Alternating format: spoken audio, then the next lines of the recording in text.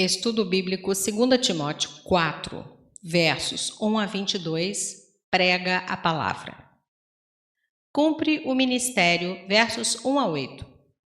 Nessas cartas para Timóteo, Paulo tem enfatizado a importância da pregação da sã doutrina, versos 1 a 3, 1 Timóteo 1, versos 3 a 7, 18 a 20, 6, versos 3 a 5, 2 Timóteo 1, verso 13 e 3, versos 1 a 9.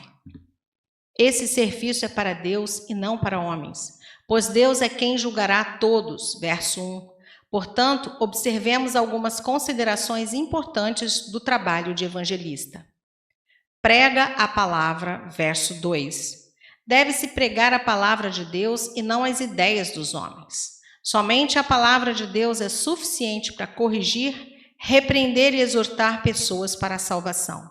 2 Timóteo 3, versos 16, 17. Quer seja oportuno, quer não. Verso 2. Por causa da certeza do julgamento de Deus, ser pregador do evangelho da salvação é um trabalho de urgência. Atos 17, versos 30 a 31. Portanto, o evangelista deve pregar a palavra em todo lugar e sob todas as condições. O texto não nos ensina a sermos indelicados ou descorteses ou não termos sensibilidade para avaliar certos momentos, mas ensina a aproveitar e criar todas as oportunidades possíveis. Pois não suportarão a sã doutrina, versos 3 a 8.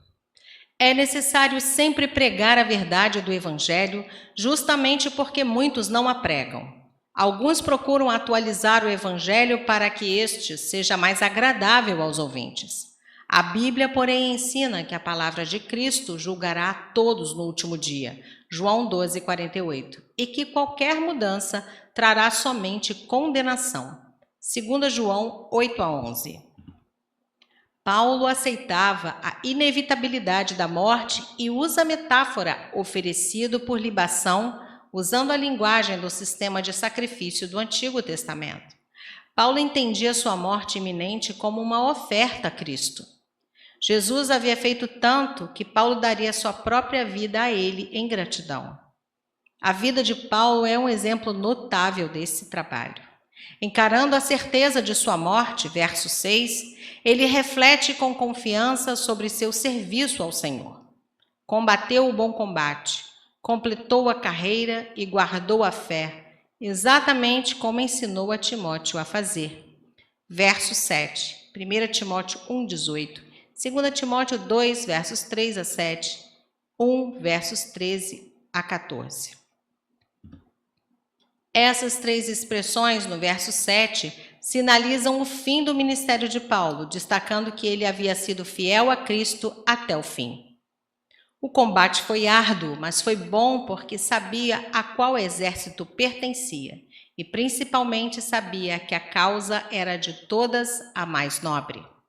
A carreira havia sido completada porque tudo que veio às suas mãos ele fez com excelência.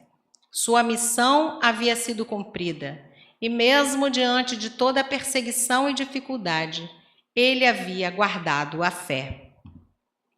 E o que animava o apóstolo era sua convicção de que sua coroa de justiça estava lhe aguardando.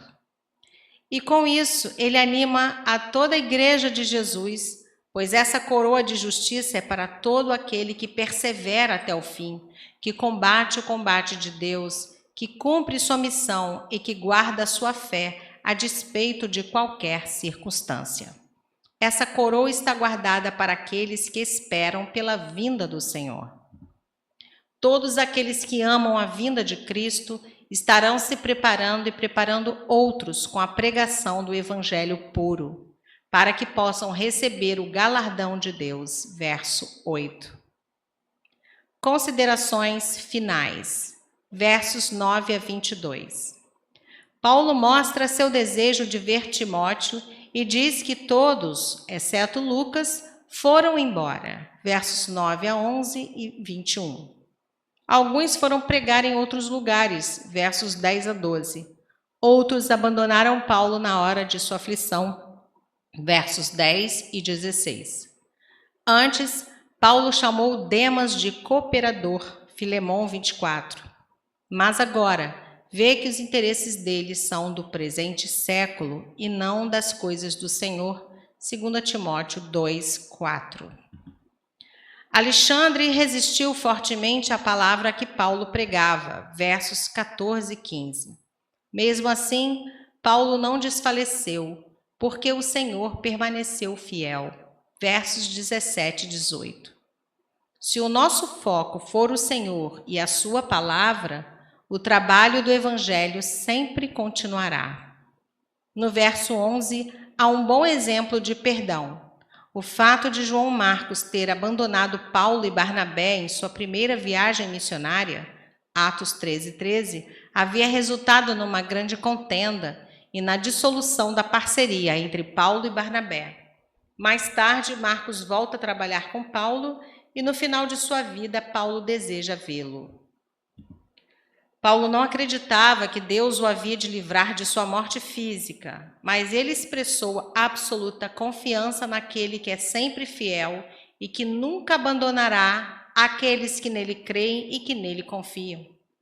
No verso 18, ele demonstra a maior esperança de todos os que confiam no Senhor. Quando Cristo retornar em sua glória para buscar sua noiva, ele trará as maravilhas de nosso lar celestial para a nova terra. Apocalipse 21, versos 1 a 5. A carta termina com a tradicional troca de saudações entre irmãos fiéis, versos 19 a 21, e com os desejos de Paulo pela graça e a presença do Senhor para com Timóteo, verso 22. O amor do Senhor e dos servos fiéis deve motivar o evangelista a pregar para que outros possam se converter a Deus.